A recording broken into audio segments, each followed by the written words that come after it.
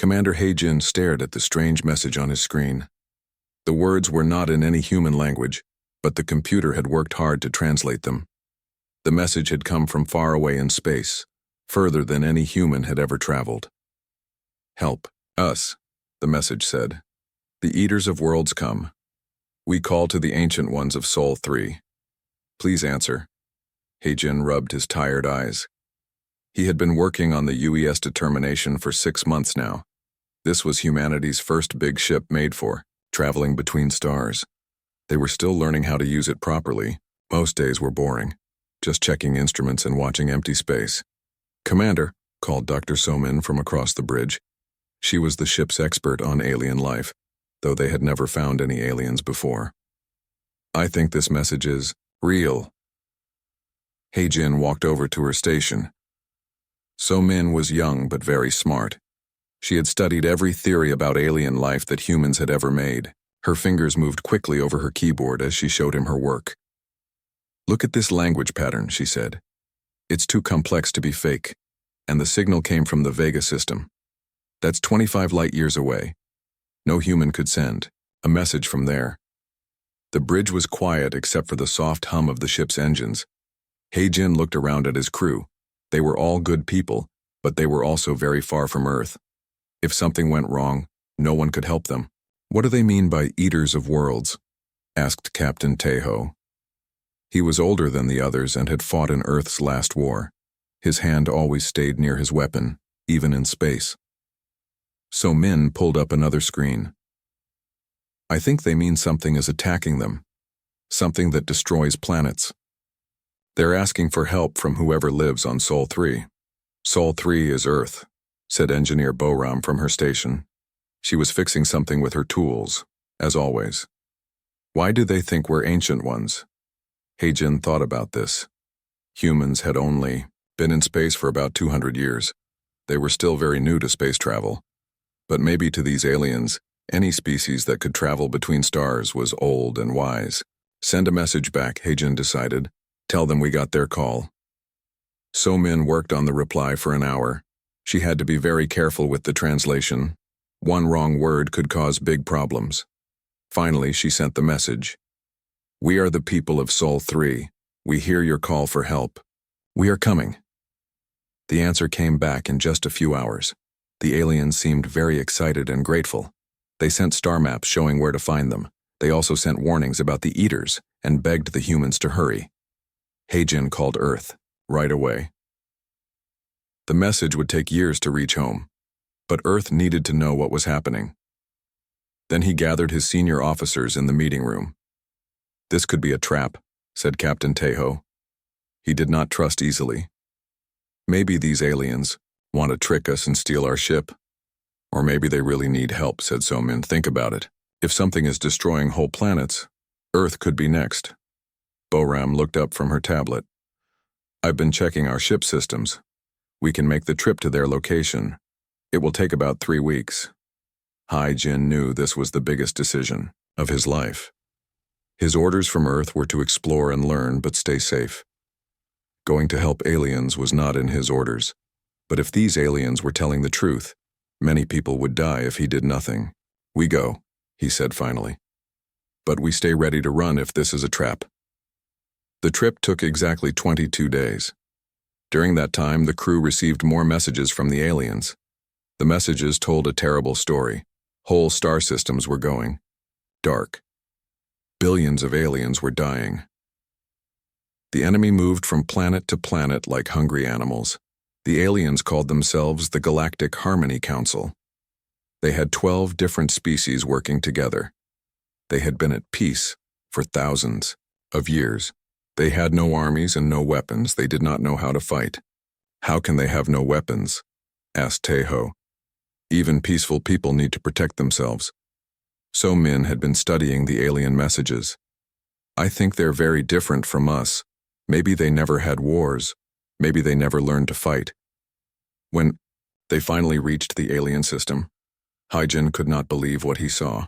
The alien ships were huge, but they looked more like living things than machines.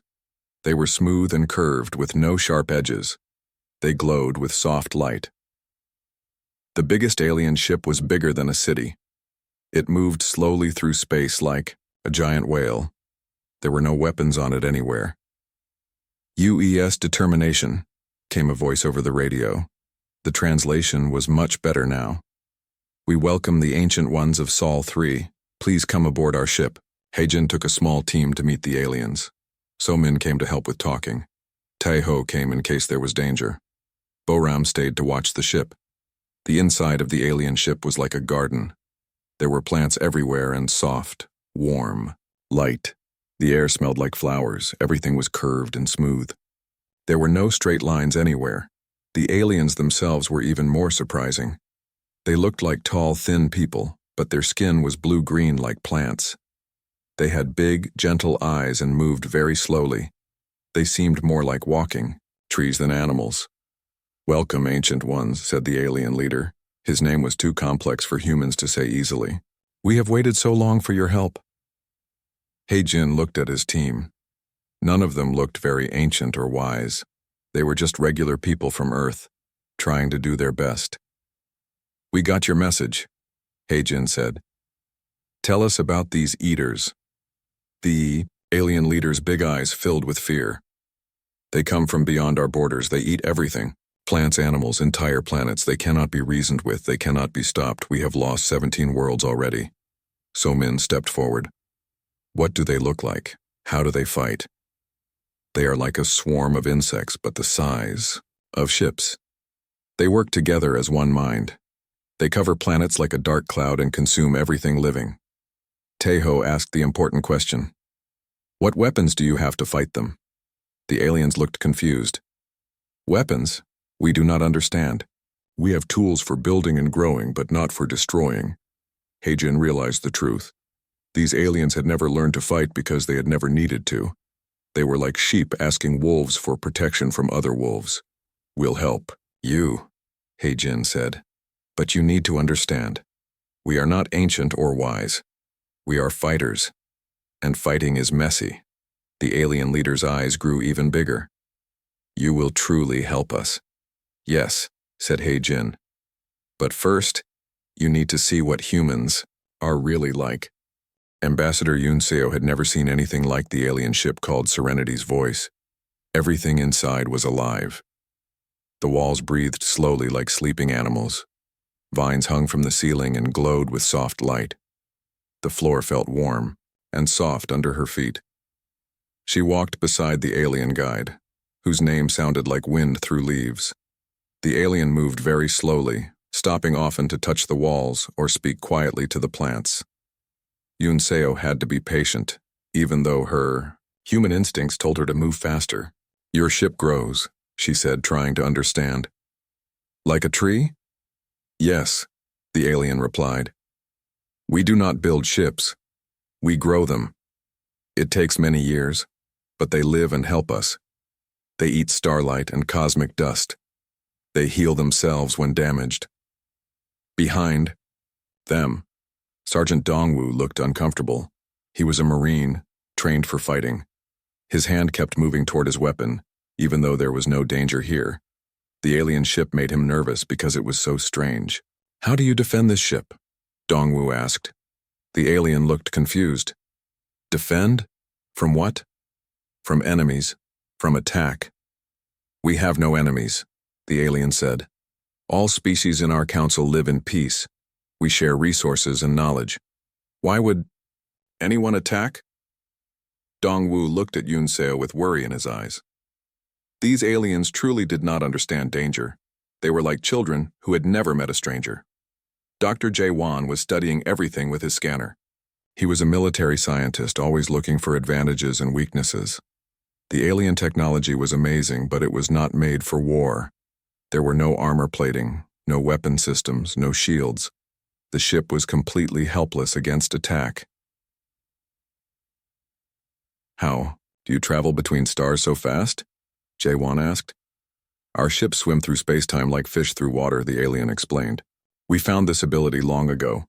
It lets us visit our friends on many worlds." They reached a large room filled with more aliens. There were several different species here. Some looked like the plant people they had met first. Others looked like large, gentle insects with crystal wings. A few looked almost like dolphins, but with arms and legs. All of them stared at the humans with huge, curious eyes. "These are the ancient ones of Sol 3, their guide announced. "They have come to help us fight the Eaters." The room became very quiet. Then all the aliens began to make soft musical sounds. Yunseo realized they were talking to each other, but not with words. They seemed to share thoughts directly. After a few minutes, one of the insect-like aliens approached.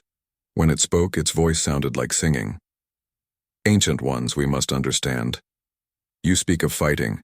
This word troubles us. We do not know this concept." Yunseo tried to explain. "Fighting means using force to stop an enemy. When someone tries to hurt you, you fight back to protect yourself." The aliens made worried sounds. They talked among themselves again with their musical language. "But how can you hurt another living being?" asked a dolphin-like alien. "All life is connected.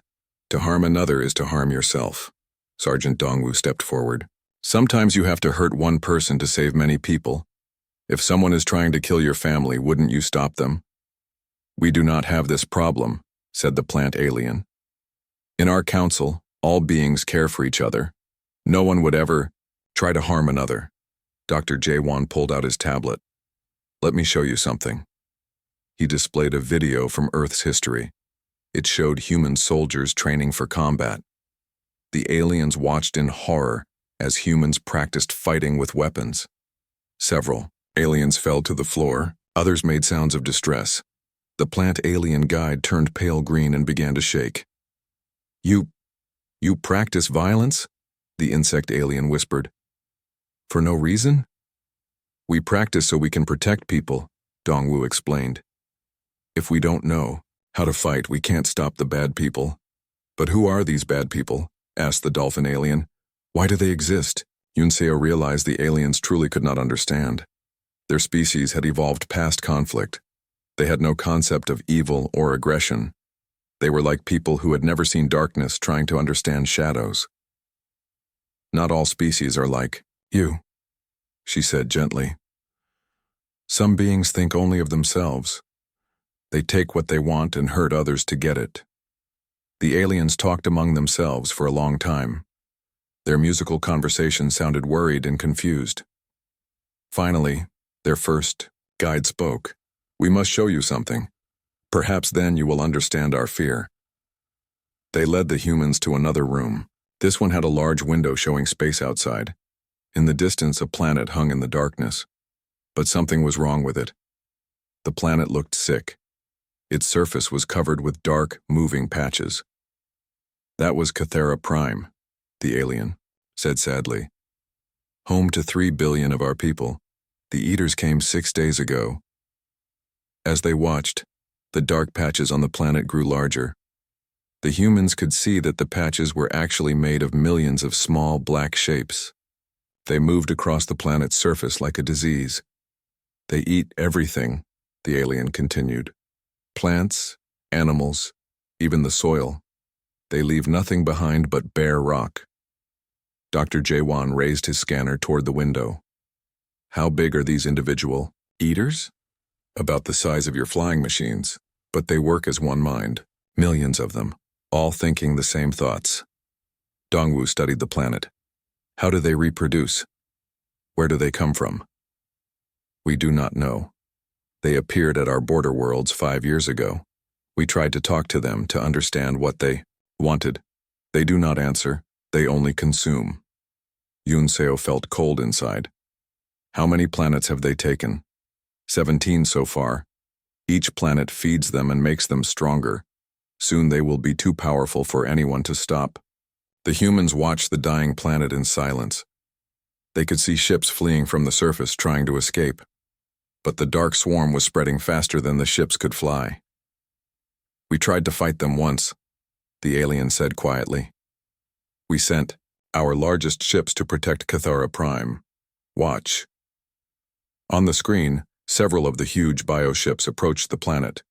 They moved slowly and peacefully, just as they did everything else.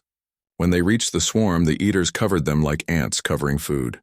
Within minutes, the beautiful living ships were gone. consumed.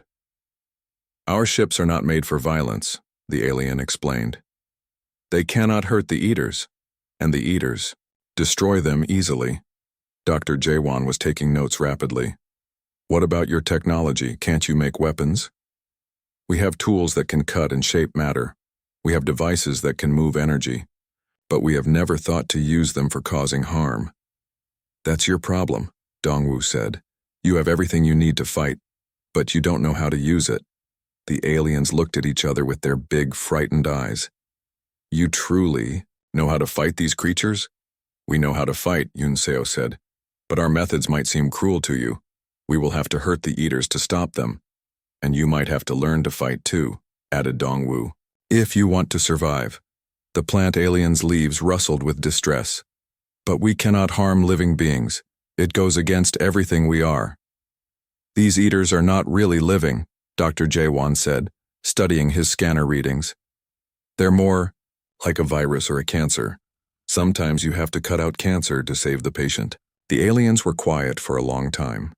Finally, their guide spoke in a voice full of sadness. If you can truly help us, we will try to learn your ways. But please, be patient with us. You ask us to become something we have never been. Yunseo nodded. We understand, but you need to understand something too. We're not ancient or wise. We're just people who have learned to fight because we had to, and fighting changes you.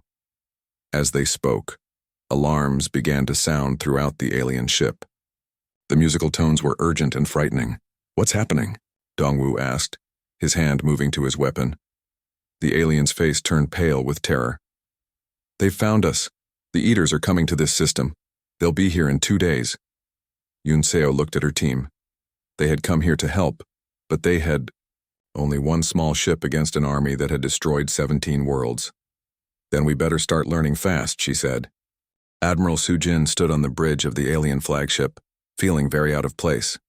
Everything around her was soft curves and living walls that pulsed gently like a heartbeat. Her human uniform looked harsh and ugly compared to the flowing robes of the aliens. Show me your fleet positions, she said to the alien commander. The alien, whose name sounded like a gentle breeze, touched the living wall. Immediately, the surface lit up with a display showing the positions of all their ships. Sujin counted 47 vessels, all huge and beautiful. They looked more like floating cities than warships. This formation won't work, Sujin said, bluntly. You're all bunched together. One attack could destroy half your fleet. The alien commander looked confused. But we stay together for safety. We protect each other. That's not how space combat works, Sujin explained.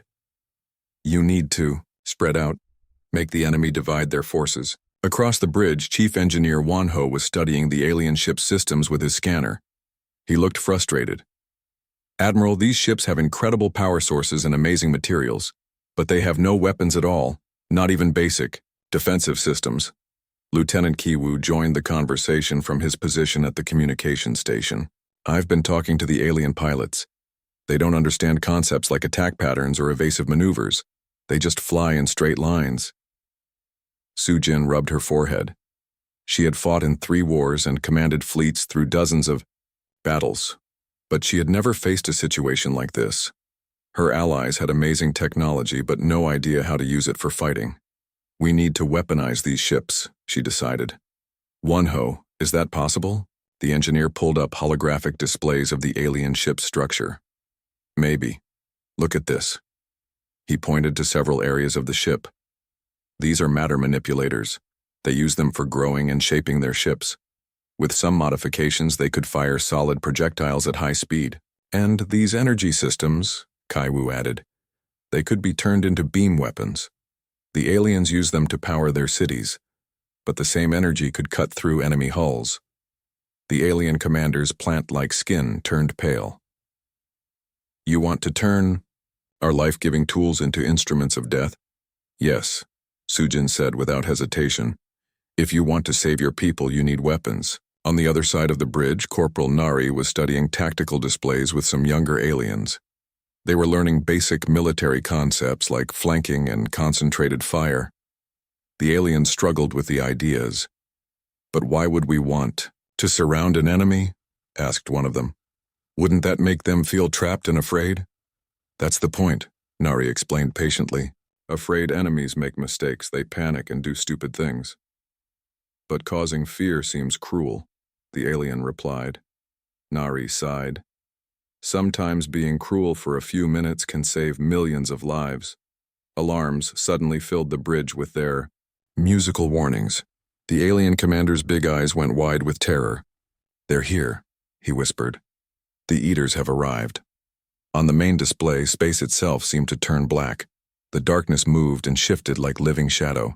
As it got closer, Sujin could see it was made of millions of small, insect-like ships. Each one was about the size of a human fighter, but they moved together like a single organism. How many? Sujin asked. The alien computer systems counted rapidly. Approximately 4 million individual units. Won-ho whistled softly. That's a lot of targets. The alien fleet began to move, but they stayed in their tight formation. They approached the swarm slowly and peacefully, just as they did everything else. No, Sujin shouted. Spread out. Don't let them surround you. But it was too late. The swarm moved faster than anything Sujin had ever seen. In seconds, they had surrounded the entire alien fleet. The eaters covered the bioships like ants covering food. Fire your weapons, Sujin ordered. We have no weapons, the alien commander said helplessly. Sujin grabbed the communication system. Won-ho, Ki-woo, now would be a good time for those modifications. On the engineering deck, Won-ho and his team had been working frantically to weaponize the alien systems. Trying, Admiral, but these living computers don't think like our machines. The eaters began tearing into the hulls of the alien ships. But something strange happened. Instead of breaking apart like normal metal, the living hulls began to heal themselves. The bioships were fighting back in their own way. That's it, Won-ho shouted over the comm. The ships can heal, but what if we make them grow weapons instead? Began typing commands into the alien computer systems. The living walls around him pulsed and changed. Suddenly, spikes began growing from the ship's hull. The spikes shot out like arrows, piercing the eater ships nearby. It's working, Ki-woo reported. But we need more than spikes. Sujin watched the battle develop. The aliens were learning fast, but they were still thinking too defensively. They were trying to protect themselves instead of attacking the enemy. Listen to me, she broadcast to all the alien ships. Stop trying to survive this fight. Start trying to win it. She turned to Nari. Take a shuttle and board one of those eater ships. We need to know how they work. Nari nodded and ran for the shuttle bay. She had always been crazy enough to volunteer for the most dangerous missions. Meanwhile, Won-ho had figured out how to turn the ship's energy systems into weapons. Beams of pure force began shooting out from the bioships, cutting through groups of eaters like a hot knife through butter. But the swarm adapted quickly. The eaters began moving in new patterns, avoiding the energy beams and concentrating their attacks on the weapon systems. They're learning, Ki-woo observed. They're adapting to our tactics. Then we adapt faster, Sujin said grimly. She opened a channel to Lieutenant Ki-woo, who was piloting one of the human fighters. Ki-woo, I need you to try something crazy. How crazy, Admiral? Fly directly into the bioship's hull. Let it absorb your fighter. That sounds like suicide. Trust me, these ships can incorporate other technology. If they absorb your fighter, they might be able to reproduce it. Ki-woo took a deep breath. On my way. Sujin watched as the small human fighter approached the alien flagship. Instead of bouncing off the hull, the living surface opened and swallowed the fighter whole. For a moment, nothing happened. Then the bioship began to change. Small fighters started growing from its hull like fruit from a tree. But these weren't copies of human fighters. They were something new. Organic ships with human weapons and alien healing abilities. Incredible, Won-ho breathed. The ship learned from Ki-woo's fighter and improved on the design. The new hybrid fighters launched into battle. They moved with the grace of the alien bioships but fought with human aggression. The Eaters, who had been adapting to predictable alien tactics, suddenly faced something completely new. Nari's voice crackled over the radio from inside an Eater ship. "Admiral, you need to hear this.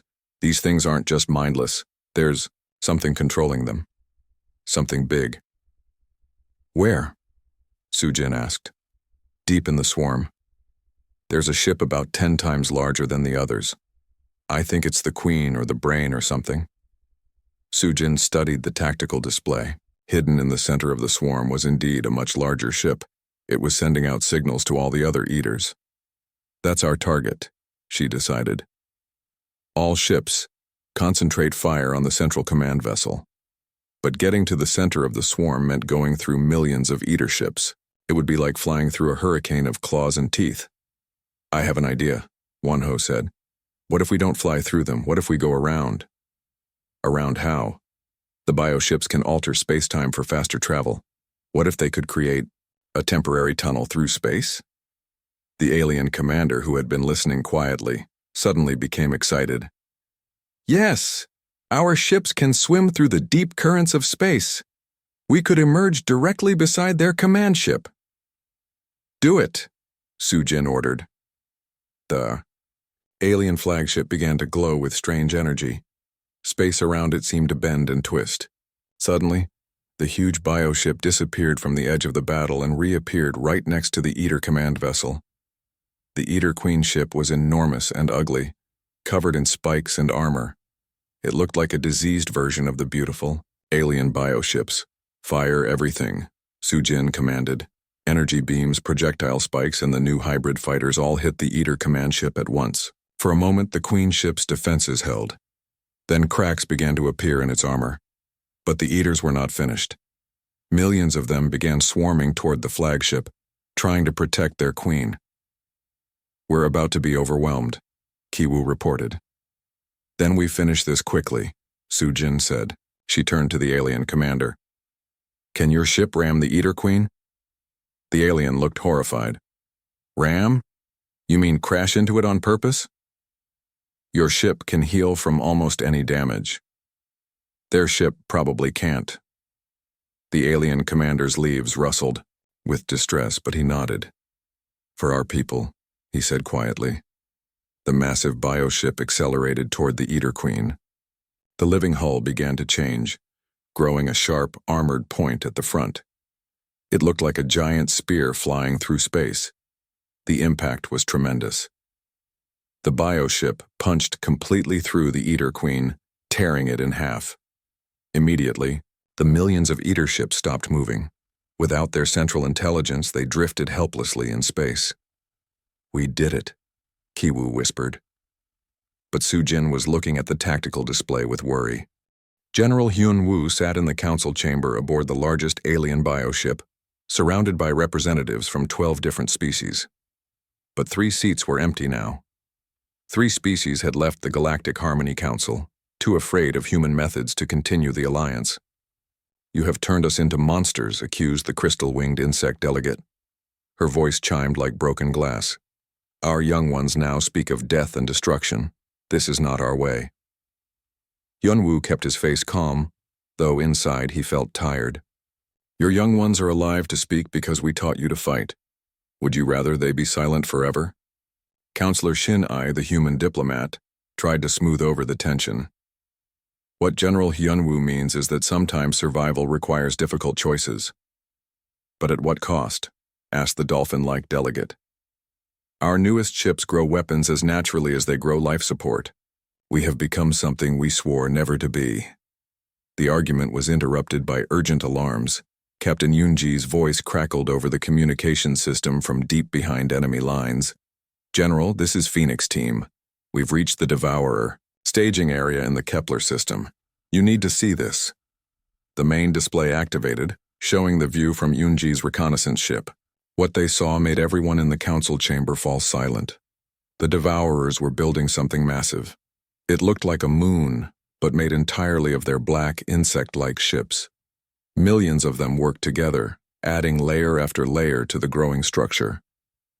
"Dr. Youngsu analysis," Hyun-woo ordered. The scientist's voice came from his research lab. It's some kind of mega ship, General. Based on its size and the energy readings, it could carry enough devourers to consume an entire star system in days instead of months. How long until it's finished? Asked Shinai. At their current construction rate, maybe 2 weeks. The alien delegates looked at each other with growing panic. The plant-like representative spoke first. We must attack it before it's complete. Destroy it while it's still vulnerable. Agreed, said Hyunwoo. Captain Unji, can your team plant explosives on that structure? Negative, General. The thing is crawling with devourers.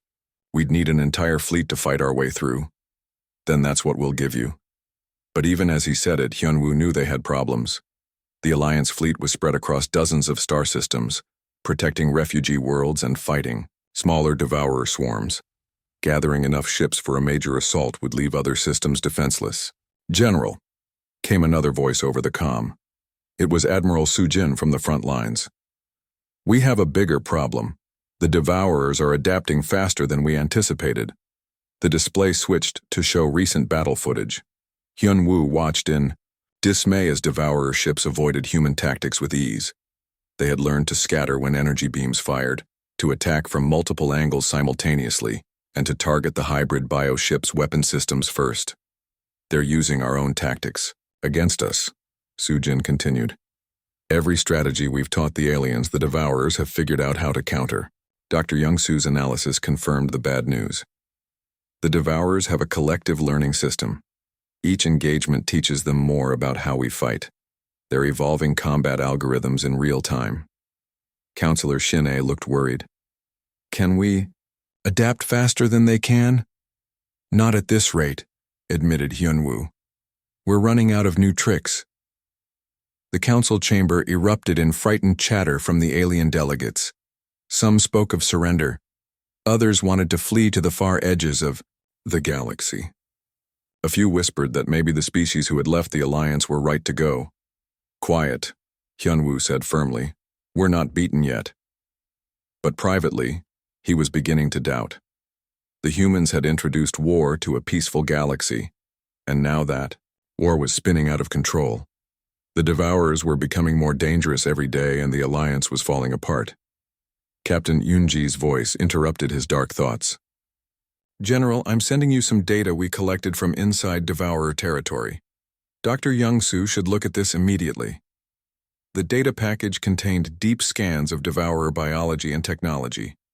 Youngsu worked through it quickly, his excitement growing with each discovery. General, this changes everything. The devourers aren't just a hive mind. They're artificial. What do you mean? Asked Shinai. They were created, modified. Look at these genetic patterns. These creatures were once peaceful, like our allies. Someone or something turned them into weapons. The implications hit Hyunwoo like a punch to the stomach. Someone weaponized an entire species? Yes, and based on these scans, the process is reversible. We might be able to turn them back into what they were before. Hope flickered in the council chamber, but Hyunwoo remained cautious. What would that require? We'd need to reach their central intelligence network. The original conversion was done through their collective consciousness. If we can access that network, we might be able to undo the programming. Where is this network? Asked the crystal-winged delegate. Youngsu highlighted a section of the data. Here, inside that megastructure they're building. It's not just a ship. It's a massive processing center for their hive mind. Captain Yunji's voice came through with static. General, we've got company out here. Multiple devourer patrols closing on our position. Get out of there, Captain. We have what we need. But even as rescue plans formed in his mind, Hyunwoo knew they faced an impossible choice. To reach the devourer megastructure, they would need to commit most of their fleet to one massive assault. If they failed, the remaining devourer forces would overwhelm the defenseless refugee worlds. There's something else, Youngsu added quietly. The data shows who created the devourers in the first place. Who? A species called the Architects. They disappeared from this galaxy about 1,000 years ago. But according to these records, they turned the devourers into weapons as part of some kind of experiment. The alien delegates began talking frantically among themselves. The Architects were legends, Stories told to young ones about the ancient builders who had created many of the galaxy's greatest wonders. Why would they do this? Asked the plant-like delegate. Unknown, said Young Su. But the important thing is that we can undo it. Hyunwoo made his decision. We're going after that megastructure. All available ships will converge on the Kepler system in 72 hours. General, protested Admiral Sujin, that will leave 17 systems undefended. If we don't stop this megastructure, those systems will fall anyway. At least this way we have a chance. As the council session ended and the delegates dispersed, to prepare their fleets, Hyunwoo remained behind with Shin-ae. Do you think we're doing the right thing? She asked. I think we're doing the only thing, he replied. When we first came to help these people, I thought the biggest challenge would be teaching them to fight. I never imagined we'd have to teach them when to stop fighting. And if we succeed? If we turn the Devourers back into whatever they were before? Hyunwoo looked out at the stars through the bioship's living windows. Then we'll have to figure out how to live in a galaxy where everyone knows that any species can be turned into a weapon, including us. The next 72 hours passed, in a blur of preparations. Ships from across the galaxy converged on the staging area. The Alliance fleet that assembled was the largest anyone had ever seen. Over 300 bioships of various sizes, each one now equipped with hybrid human-alien weapons. But as they prepared to jump to the Kepler system, long-range sensors detected disturbing news. The Devourer megastructure was nearly complete, and it was already launching smaller versions of itself toward other systems. They're reproducing the design, reported Young Su. If even one of those smaller structures reaches a populated system, then we're too late, finished Hyunwoo. Captain Yoonji's special operations team had managed to plant tracking devices on several of the smaller structures. The data they sent back was terrifying. Each mini-structure contained enough Devourers to overwhelm an entire star system, and they were faster than anything in the Alliance fleet. General, said Admiral Sujin grimly, we have maybe 6 hours before the first mini-structure reaches the Vega colonies. 60 million people live there. Hyunwoo stared at the tactical display, watching the countdown timers tick away the remaining time until various systems would be attacked. The weight of all those lives pressed down on him like a mountain. Signal the fleet, he said finally. We're going in now. Ready or not? As the massive Alliance fleet prepared to jump into what might be their final battle, Hyunwoo couldn't shake the feeling that they had started something that was now beyond their control. The galaxy would never be the same, regardless of who won this war. All ships, he broadcast. This is General Hyunwoo. Today we fight not just for survival but for the right to choose our own future. The enemy may be stronger, but they fight because they were programmed to. We fight because we choose to. That makes all the difference. The fleet jumped to hyperspace, carrying the hopes and fears of an entire galaxy toward what would be the war's final battle. Fleet Admiral Min-ho watched the Devourer megastructure grow larger on his display as the Alliance fleet approached the Kepler system. The thing was massive beyond imagination, easily the size of a small moon, made entirely of interconnected Devourer ships that pulsed with dark energy. Range to target, he asked. 2 million kilometers in closing, reported Specialist Wu Jin from the communication station. All fleet units are reporting ready status. Around the flagship, hundreds of bioships moved in perfect formation. Each one glowed with bioluminescent patterns that helped them coordinate without radio signals that the Devourers might intercept. It was beautiful and terrifying at the same time. Commander Ji-hai checked her assault troops one final time. 5,000 of the best soldiers from both human and alien forces, all volunteers for the most dangerous mission in galactic history. They would have to fight their way to the center of the megastructure and somehow reach the Devourer hive mind. Remember, she told her troops, we're not here to destroy, we're here to heal. Dr. Insu says the process should be reversible, but only if we can reach the central processing core intact. Dr. Insu himself stood nearby, his equipment packs full of specialized computers and biological samplers. He had spent weeks preparing for this moment, but he still looked nervous. The theoretical models all say this should work, he muttered, checking his gear again. But we've never tried to reprogram an entire species before. First time for everything, Jihai said, with a confidence she didn't entirely feel. The megastructure suddenly came alive with activity. Millions of devourer ships began pouring out of it like angry wasps from a disturbed nest. They formed a dark cloud that stretched across thousands of kilometers of space. Contact, announced Wu Jin. Enemy forces engaging our forward elements. Minho watched the tactical display as the first wave of devourers crashed into the Alliance fleet. The bioships fought back with their hybrid weapons, energy beams, and projectile systems firing in coordinated patterns. But there were so many devourers that they seemed to absorb the attacks without effect. Phase 2, Minho ordered. Suddenly, space around the battlefield began to twist and bend. The bioships were using their space-time manipulation abilities to create localized distortions. Entire sections of the devourer swarm found themselves compressed into tiny areas where they couldn't maneuver. It's working, reported Admiral Sujin from her sector. The space distortions are disrupting their formation. But the devourers adapted quickly. They began spreading out, avoiding the distortion fields, and attacking from new angles. Their collective intelligence was learning and responding faster than ever before. Admiral Minho, came Captain Yunji's voice from her stealth ship near the megastructure. I'm seeing something strange.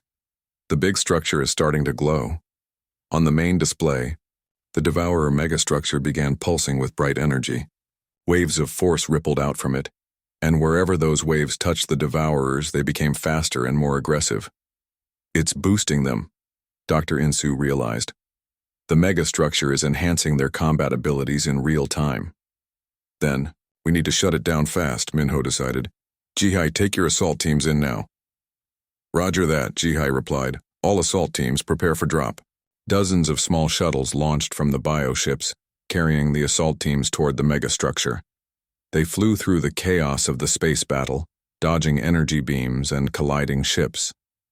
Several shuttles were destroyed by devourer fighters, but most made it through. Jihai's shuttle was the first to reach the megastructure's surface. Up close, the thing was even more disturbing. The hull was made of living devourer ships that had somehow fused together. It pulsed and moved like diseased skin. Breaching charges ready, reported her demolitions expert. Do it. The charges blew, a hole in the hull, and the assault team poured through. Inside, the megastructure was like a nightmare version of the alien bioships. Corridors twisted and moved, walls bled dark fluid, and the air itself seemed to whisper with malevolent intelligence. This way, Insu said, following his scanner, readings toward the center of the structure. The processing core should be about 2 kilometers deeper. They fought their way through corridors filled with devourer defenders. These weren't the ship-sized units they had faced in space. These were smaller, more vicious creatures that moved like liquid shadow and attacked with claws and acid. Keep moving, Jihai ordered, as her soldiers fell back under intense attack. We can't stop now. Behind them, explosions echoed through the structure as other assault teams fought their own battles.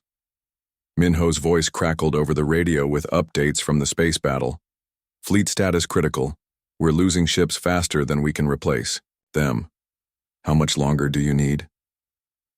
Almost there, Jihai replied, though she wasn't sure if that was true. They reached what Insu's instruments said was the central chamber.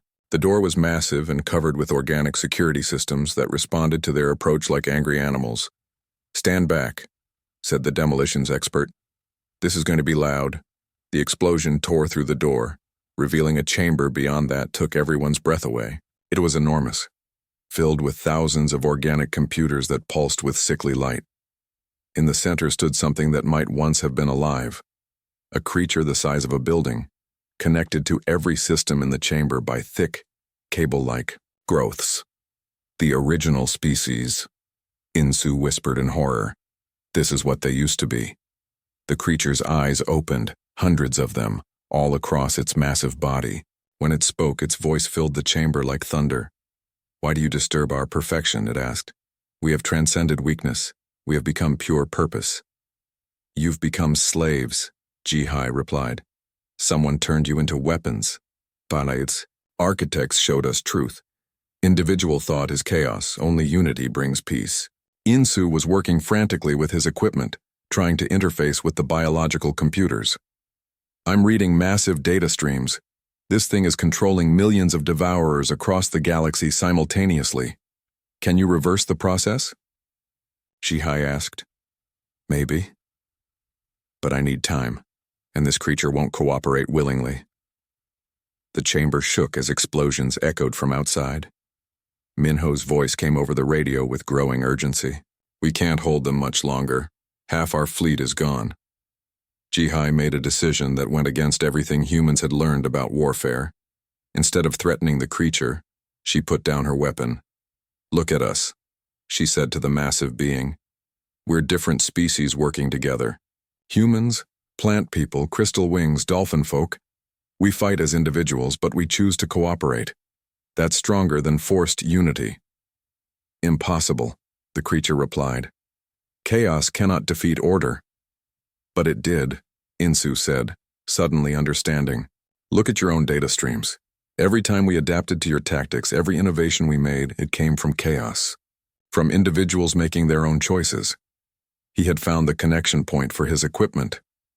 I can show you what you used to be, before the architects changed you. No, the creature said, but there was uncertainty in its voice now. Insu activated his program. Suddenly, the chamber filled with images, memories from before the transformation. The Devourers had once been a peaceful species, much like the current Alliance members. They had art, music, individual families. They had been happy. You remember? Jihai said gently. You remember choice. The massive creature began to shudder. Its many eyes showed confusion, then pain, then something that might have been hope. I remember, it said. But the programming is too strong, I cannot fight it alone. You don't have to, Insu said. Let me help. Working together, the doctor and the creature began to unravel the architect programming. It was slow, dangerous work. Several times the creature's defenses tried to attack Insu's equipment. But gradually, the chains of forced unity began to break. Outside, the space battle was reaching its climax. Minho had committed his last reserves and the Alliance fleet was down to fewer than 50 ships. But suddenly something changed. The Devourer ships stopped moving in perfect coordination. Individual units began breaking away from their formations. Some stopped fighting entirely. Others turned and began attacking their own forces. What's happening out there? Jihai asked over the radio. The Devourers are arguing with each other. Wujin reported in amazement. Their hive mind is breaking down. In the central chamber, the massive creature was changing. Its skin was becoming lighter, its eyes less hostile. The biological computers around the room were shutting down one by one. I remember my name, the creature said quietly. I was called Harmony Singer. I had a family, children who sang with the wind. They might still be out there, Insu said, somewhere in the galaxy, waiting to be freed. Yes, Harmony Singer agreed. We must free them all. The transformation spread outward from the megastructure like ripples in water. Across the galaxy, devourer swarms stopped their attacks. Many of the creatures died as their forced modifications failed, but others began to change back into their original forms. It's working, reported Captain Yunji from her observation post. The mini-structures heading for the colonies have gone dark. They're just floating. Minho allowed himself a moment of relief. All units, cease fire.